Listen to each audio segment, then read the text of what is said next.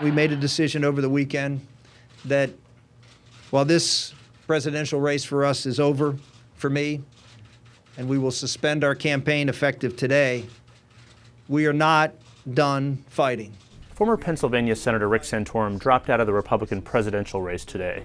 That decision was not surprising, but the timing was more surprising given that it came 2 weeks before the Pennsylvania primary. But as he said himself, it was part professional and part personal. We were very concerned about our role as being the best parents we possibly could to our children. The writing has been on the wall that he is not likely to become the Republican nominee, and a family crisis over the weekend with the hospitalization of his young daughter Bella also played a role into this. But Senator Santorum is leaving this presidential race in a much higher position, much more elevated than he was going into the race. He entered the race as something of an asterisk.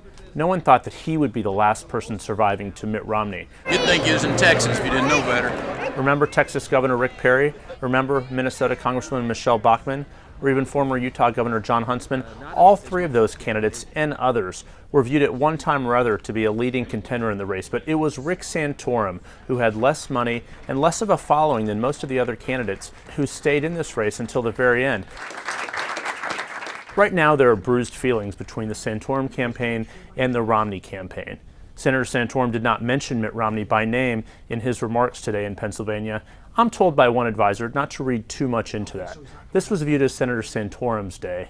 In the coming weeks, he and Mitt Romney are likely to have a meeting, and he's probably going to campaign for him at his side. But what this means more than anything today is for Mitt Romney. He's finally able to turn that page and focus on the general election contest with his full attention. As of now, it's been sort of a split-screen approach. Now the challenge begins for Mitt Romney as he begins his full 7-month campaign against President Obama as the likely Republican nominee.